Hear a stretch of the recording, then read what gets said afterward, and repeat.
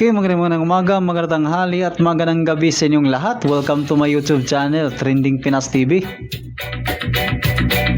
Ngayon, bigyan natin ng reaction ang hula ni Madam Buendra. Patungkol ho ito kay former President Rodrigo Roa Duterte na hanggang sa ngayon ay nasa dahig pa rin, nakapiit pa rin sa kulungan. Sabi pa naman ni Vice President Sara Duterte na kinidnap yung ama niya. Kaya maraming mga DDS supporter na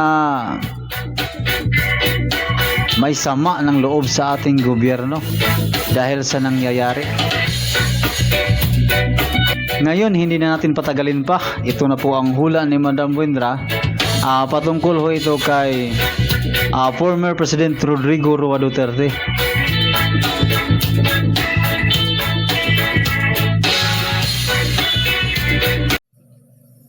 American cards.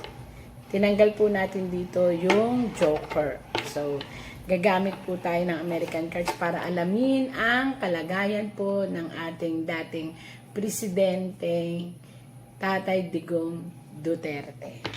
Makinig po ang lahat. Again po, ito ay for entertainment use po. Kung ano man po ang mabasa ko rito, ay dumidepende lang po ako kung ano ang lumalabas dito sa hawak ko ng American cards.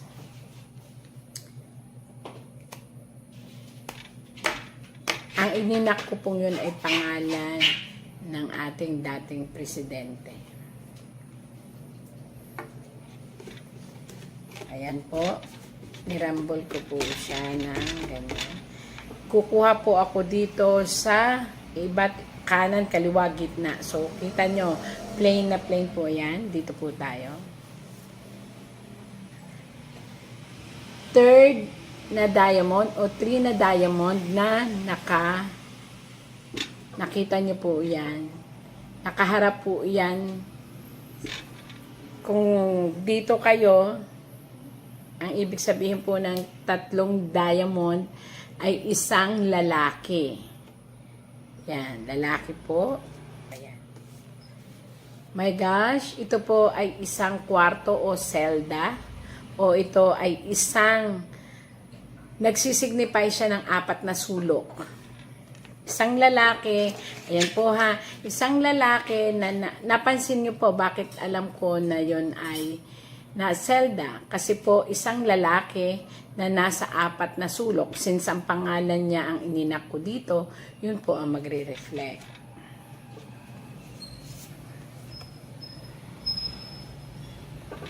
At isang babae na may puso na mapagmahal. So alam na natin po ito kung sino. Ang ngayon po ay nagpupumilit at gumagawa ng paraan. Paano nalaman po na nagpupumilit? Nakita nyo po na may dala siyang bulaklak.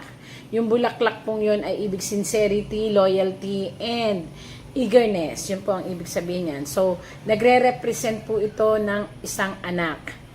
Maaaring asawa o anak. Since ngayon po sa nakikita natin, anak po ito.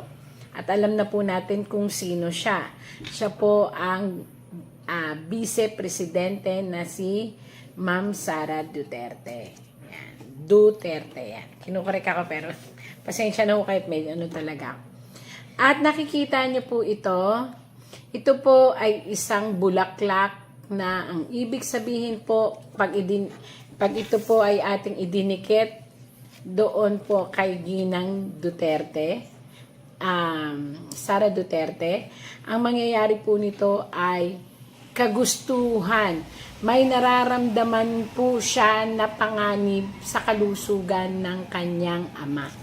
May nararamdaman na po siya na panganib sa kalusugan ng kanyang ama at yun ay kagustuhan na po niya na mapabilis ang lahat. Kaya po alas na bulaklak na gumagalaw, lumalago, nagwo-wave. Ibig sabihin, nagmamadali. Yun po ha, nililinaw ko po sa inyo, nagmamadali.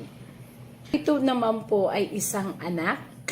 Maaaring ito po ay anak na lalaki. Kaya nasabi ko agad anak. Kasi may puso, pagkatapos lalaki siya at may katungkulan din naman po.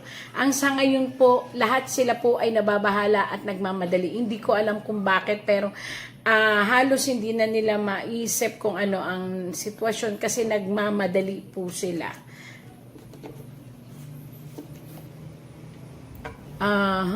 Ito po ay hindi ibig sabihin ay salapi. Maaring sa ibang kondisyon, maaring ito'y ma-convert into salapi. Pero ito po, sa sitwasyon na ating binabasa ngayon, ito po ay delikado. Ibig sabihin po ng delikado, kinakailangan masuri, mabuti ang kalagayan po ng ating dating presidente, Duterte. Nanganganib po ang kanyang kalusugan. Lalo na po, ang ibig sabihin po nito ay pagtaas at pagbaba ng dugo na may kinalaman sa matamis. So, ang diabetic po niya ay baba at taas at maaari po siyang magkaroon ng stroke. So, kinakailangan po siyang agapan. Ito po ay dumidepende lang po ako sa nababasa ko. Iyan po. Kita nyo naman pulang-pula, ibig sabihin dugo. Sobrang taas, ibig sabihin. At bakit siya ay napakapula? Dahil ito po ay may kinalaman sa diabetiko o tamis. At may kinalaman din po ito sa nagpa-fluctuate na kanyang pressure na dugo. Na maaari pong maging cause of pagkabagsak or sinasabi natin ng depression na dala noon na maaaring wag naman po sana kasi pangit po ito. Atake. Hindi lang atake, maaaring stroke. At sa magiging lead into matinding problema sa kalusugan. Ayan po.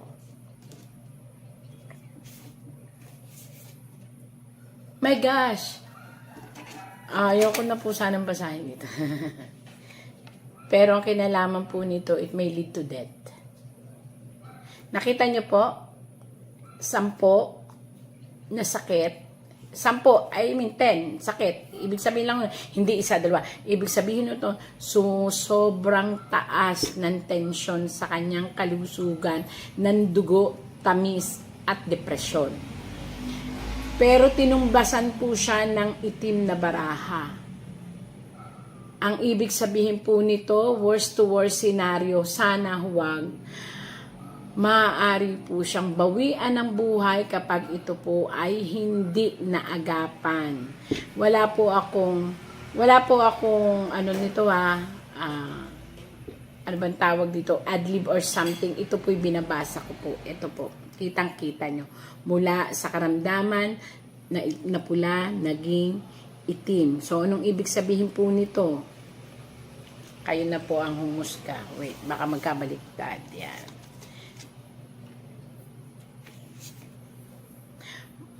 Worst to worst scenario po, sana naman, wag naman siyang kunin ni Lord. Kasi, alam niyo po ba na ang 7 ay depresyon? Alam niyo po ba na ang 7 ay tampo na nasa damdamin niya? Alam niyo po ba na ang 7 ay ang pagtatanong kung ano ba ang kasalanan kanyang nagawa? Kung deserve po ba niya ang ganitong sitwasyon. 7 po yan, palakol. Ang ibig sabihin po niyan, ang aking pang binuo ay chinachap-chap o ito pa ang karapat-dapat na matanggap ko. Yun po ang ano bang tawag? Bitawan ko tuloy. Yun po ang nagpapatrigel sa kanya ngayon. Yun ang paulit-ulit na dumarating sa kanyang isipan at depresyon. Kaya po siguro yung health niya ay naapektuhan. Binabasa ko lang po, tagabasa lang po ako Makinig pong mabuti, ini-interpret ko lang po. Queen, ang pag-asa niya ay ang mga taong nagmamahal sa kanya. Yun po ngayon ang hinihintay niya. Nasaan ang mga taong nagmamahal sa kanya? Kaya po, Queen, kasi siya po ay naglingkod sa inang bayan. Napansin niyo po ito po ay inang bayan, babae. Ito po ay ang pag-ibig niya sa inang bayan. Ngayon po tinatanong niya, nasaan ang pag-ibig na ginawa ko? Nasaan ang mga tao na nandyan sa inang bayan ko? Yun po ngayon ang hinihintay niya na siguro makakapagbigay sa kanya ng malaking tulong upang labanan ang nararamdaman niya ngayon. At nasaan po ang mga hinubog niya, minahal niya? Ito po ay nagre-represent po ito ng mga taong naipagtanggol niya, nabigyan niya ng magandang buhay sa politika, mga kaibigan, mga tao na paano ba yung kasi American cards ito, hindi kagaya ng tarot kitang-kita. Basta ito nagre-represent ng mga tao, hinahanap niya ang mga tao, hinahanap niya yung sagot, hinahanap niya yung katarungan. Ito po yun. Yan.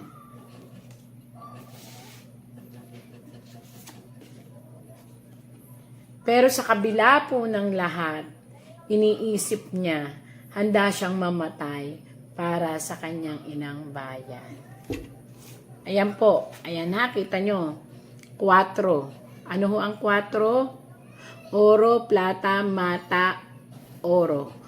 Ginto niyang minahal ang inang bayan. May ginawa man siya o wala, hindi natin masasabi, pero isa lang po ang nagsisignifies ngayon sa puso't isip niya. Kung mamamatay daw po siya, kaya ako naman nasabi yon, baka sabihin may script na naman, ito po yon.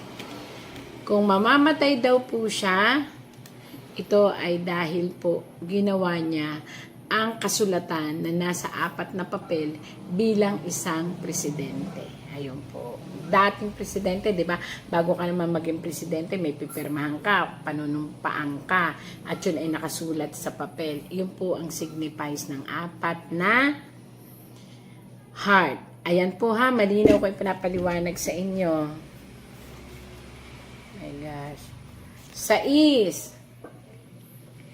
Ang daming magtitipon, ang daming nagtitipon. May paparating po na maraming pagtitipon, may paparating din na maraming sisimpatya, at may paparating din na hindi na mapipigilan. 6 po yun. Maaari itong 6 na to ay pag-ibig at simpatya po sa kanya. Ayan po. Bakit puro sa kanya? Kasi siya lang naman po ang itinap kong pangalan dito. Kaya, yun po ang good definition bakit siya lang ang nandito sa American cards na ito. 5. Ano po ba ang 5? Pag-aaklas ng isang maliliit at malalaking idea, pero ito ay magkakaroon ng impact sa ating ekonomiya at mag-uumpisa sa 5 yung institusyon na malalaki na papasukan ng mga iba-ibang nasyon ang magtitipon-tipon. Hindi ko po alam bakit. Ayan, magtitipon-tipon po. 5 po yun. Lagi ko pong tagabasa lang po ako. At 2 lang po ang adhikain. May uwi po siya. Ito po. Ibig sabihin po, may magsasagawa ng isang malawakang protesta upang may uwi po siya. Ayan, dalawang option. Maaaring ito ay may uwi o ito ay maaaring magbukas na ng panibagong pagsasama-sama. Naiisa ang idea. Maaaring ito ay kumontra sa ating gobyerno. Kaya sana po, both side po, ako po ay nananawagan na pag-isipan ang lahat ng bagay. Pag-isipan po ang lahat ng bagay. Kinakailangan po na mag-give way ang both side na kung ang gusto ay maiuwi ang ating presidente. Yun po yung idea ko lang at comment. Kasi po yun ang nakita dito. Sana mapagbigyan para hindi na lumawak pa. At para kung ano't ano man po ang mangyari sa ating dating presidente, ay hindi ma-blame ang ating ngayong presidente na nakaupo. Yun po ay malinaw na aking komento. Kaya makikita nyo na ako ay pantay. Gusto ko lang ay maayos.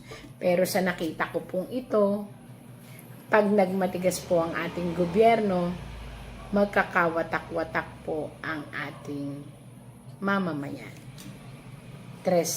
Magiging silang watak-watak, malunggay. At pipilitin nilang gumawa ng isang marahas na galaw para ang papel na nilagdaan kung sino man po ang nakaupo, lahat ng nakaupo, hindi ko po alam kung presidente ito o ano, na may kinalaman dito sa ating dating presidente Digong Duterte, ay mapawalang bisa ang papel na iyon. So, anong ibig sabihin nun? Mapapawalang bisa dahil itim. Ibig sabihin, yung papel niya is pipilitin nitong mga taong ito na makababa o mawalang bisa ang kanyang panunungkulan. Ayan po hindi ko po yan inano. Tingnan nyo, papel iyan. Kapag maganda, pula. Kapag itim, anong ibig sabihin? Kahit naman po sino, ordinary, makakaintindi. Ito po ay papel na nilagdaan. 3, mga tao. Bakit pareho silang itim? Pipilitin nila itong mapawalang bisa. Ito po ay ang mga nakaupo ngayon. Kaya, anong ibig sabihin nun? Maraming rally, maraming mga oppose. So, magiging magulo. Magtatagumpay ba sila? Magtatagumpay ba para kay Tatay Digong Duterte? O hindi? Yun po ay tanong sa akin. Sasagutin ng ating American card.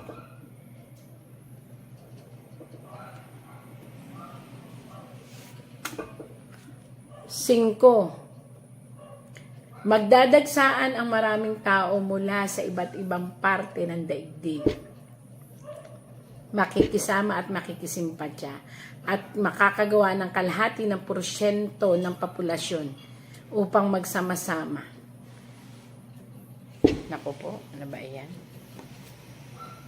2. Malapit na po itong mangyari. 7. Kapag ang isang katawan ng isang tao o na may karamdaman ay hindi po naiuwi, mapupunta po ito sa matinding gulo. Yun lang po ang masasabi ko. Salamat po.